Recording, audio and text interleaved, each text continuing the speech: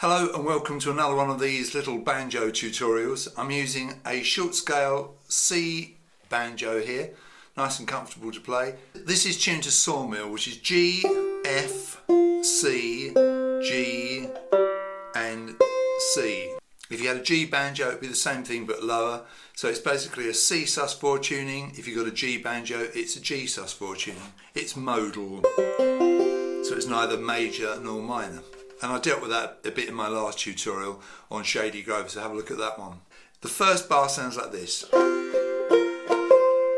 Now what I'm going to ask you to do on that first chord, which is 3 open strings, is just to flick your finger almost like a rasguedo, like a flamenco technique, so they roll. Those notes roll, and then that's done with the index finger, thumb on the high string. Third finger then goes behind the 3rd fret of the 1st string, and you play that with your index finger. See the I underneath is index, T is obviously thumb here, see? Like that, and then you play it again, and then you play the high string again. So basically you've got crotchet, crotchet, crotchet, quaver, quaver. 1, 2, 3, 4 and like that. So pretty easy start. We're in 4/4 obviously. Second bar, it's 2nd fret of the 2nd string, so the F string in the case of this banjo. 2nd fret, 2nd finger, play that string with your index finger. Basically you're only going to use your index finger and your thumb, or you could use your middle finger if you prefer, and your thumb. You're going to play that string and pull off.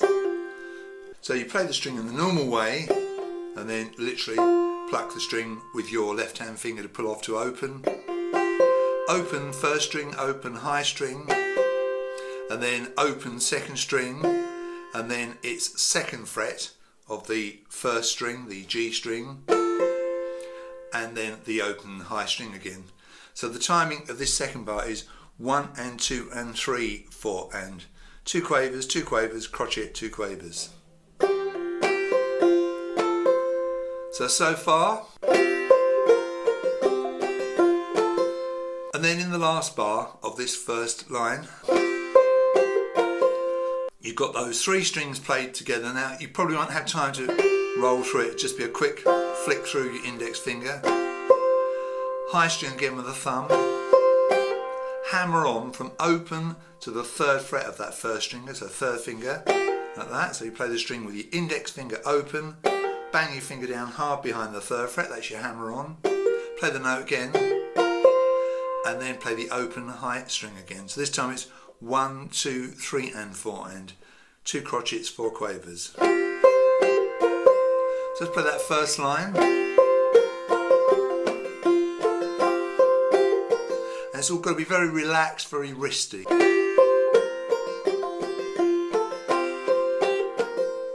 Now on the next line you've got a pull off and then a hammer on. So you've got pull off, 2nd fret to open on the 2nd string, and then you've got hammer on 2nd to 3rd fret on the 3rd string, and then you've got open 3rd string, and then you end the bar with a open 1st string, open high string. So basically your thumb is only used on that high string, everything else you use your 1st finger, or if you prefer it, use your 2nd finger. So let's play those first 4 bars.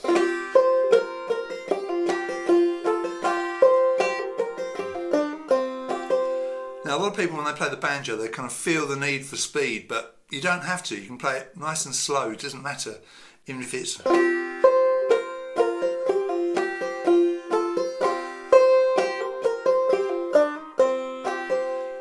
like that, it's fine. Okay.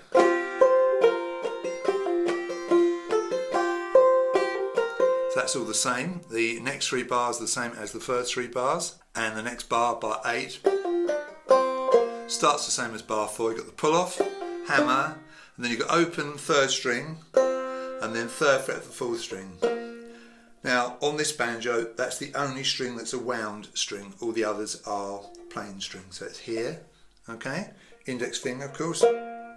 Just play those first 8 bars.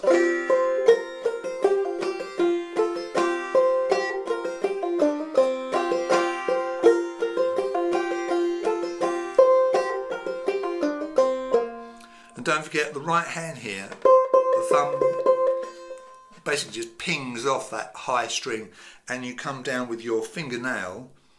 You don't pick it that way, it's come down and push into the string with your actual fingernail of your index finger or your second finger. Some people use a combination of both. They might use their first finger on the second string and the second finger on the first string. Whatever works for you. Right, let's scroll down here, look at the next bit. So this is bar 9. Sounds like this. Now it's open third string, and then the 3 open strings, and then the high string. So that's 1, 2, and then you've got the hammer on from open to 3rd fret of the 3rd string, like that.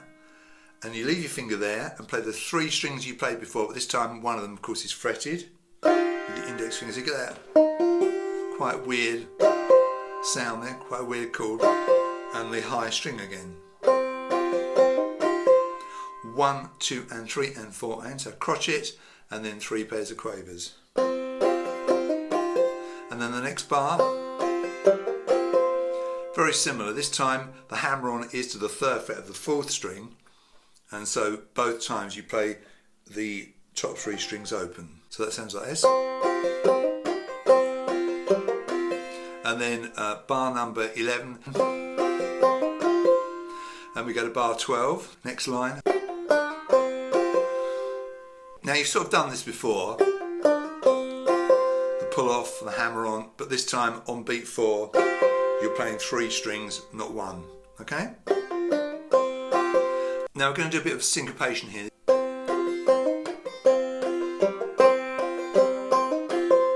it again.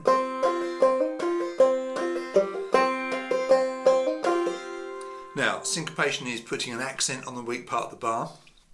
So bar 13 is the same as bar 9, and bar 14 is very similar to bar 10, but this time on beat 4 you come back hard onto this open 3rd string. You've got this accent, it's tied, okay? The tablature doesn't show the note unfortunately, but it does show this tie here, and the next note you're actually going to play is the open high string on the and count of 1 in this bar number 15. So if I play bars 14 and 15 for you. Now in that bar 15 you play this. So it's and 2, 3, and 4, and. So let's just go over that again. So bar 14, open 3rd string, open top 3 strings, open high string, open 4th string hammer to 3rd fret, come down hard, accented, that's the syncopation, on that open 3rd string on beat 4.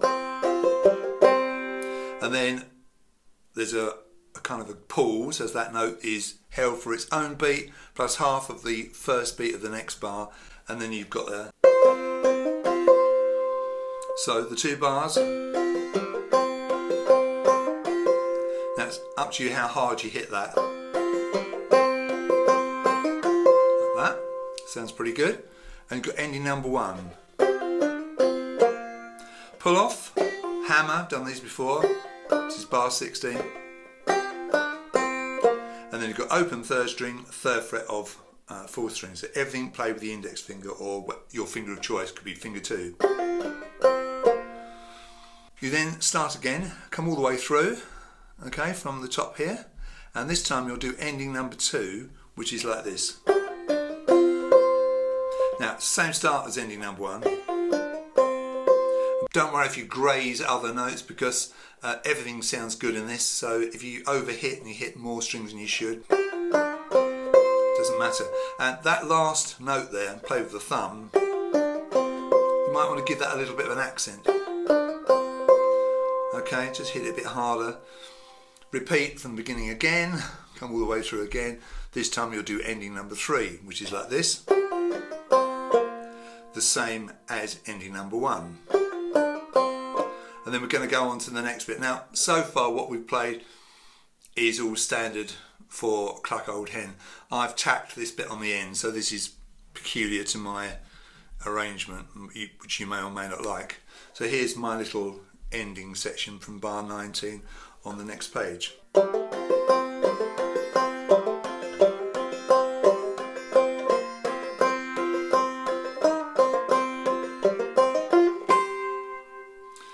Alright, so we've got a nice little pattern here. We've got open to second on the fourth string, like that. And then you play open third and second strings together with your index finger. High top string. Then you come back to the open third string on its own. So you got... And then you play the hammer on again. And you go into it again, but because it starts at a different place, you get this sort of shift of emphasis, which is quite nice. So, and then on beat 3 of the next bar, bar 20, you do a hammer on again. So it's shifting the whole time, see?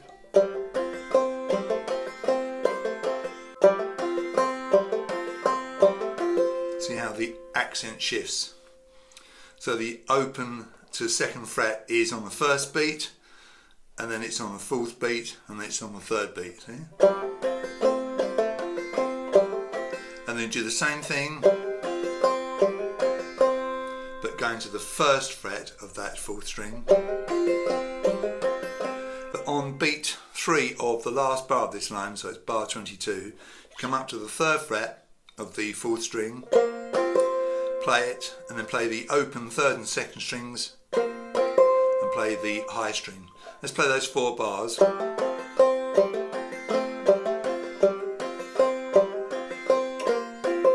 that. So 1 and 2 and 3, 4 and 1 and 2, 3 and 4 and 1 and 2 and 3, 4 and 1 and 2, 3, 4 and. So bar 19, 2 quavers, crotchet 2 quavers, that's 1 and 2 and 3, 4 and. Next bar, 2 quavers, crotchet 2 quavers, 2 quavers, 1 and 2, 3 and 4 and. So the third bar of this line is the same as the first in terms of timing, and the last bar is different again, 2 quavers, crotchet, 2 quavers. So the whole line, 1 and 2 and 3, 4 and 1 and 2, 3 and 4 and 1 and 2 and 3, 4 and 1 and 2, 3, 4 and. This line takes a bit of practice, but it's worth it. Sounds good, I think.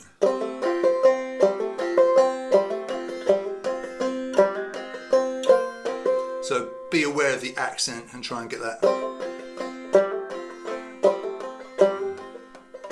See that? It's the hammer on that's the key to it, isn't it?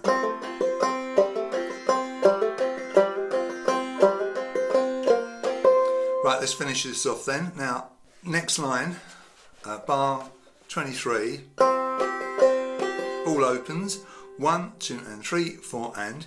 Now, what I suggest you do here, in preparation for the last little riff, is bring the position up, okay? So you're going to come to the third fret of string 3, but with finger 2, and pull off to the second fret with finger 1, like that. Now, you're going to play the same string open, so pick it for the pull off, pick it for the open. Now, this next note's special because it's third fret of the fourth string, but you don't play it, you literally just bang your finger down on it without playing anything with the right hand. So it's essentially a hammer on, but with no start note. You just literally jab the finger down on the string to sound it. Back to the open third string, and then end with the 2 open strings, string 1 and high string. Now you moved up in position because you need that position for this last riff, which is this. So it's 3 hammer-ons, open to third fret of the fourth string, open to third of the third string, open to second of the second string, and then you can leave your finger there and you end with your little finger behind the 5th fret of the first string, which you play, and as you can see it's tied for another 3 bars. And a bit of vibrato on the end is quite nice. You can do that by just wobbling the neck. So let's play that page, that weird ending of mine.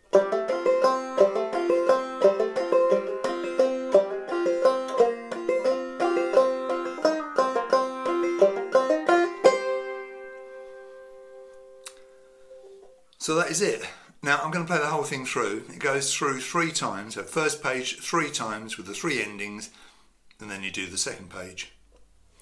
I'm not going to read it off my computer because it's too much to squeeze it in, so I'm going to use my printed sheet, and I suggest you do the same.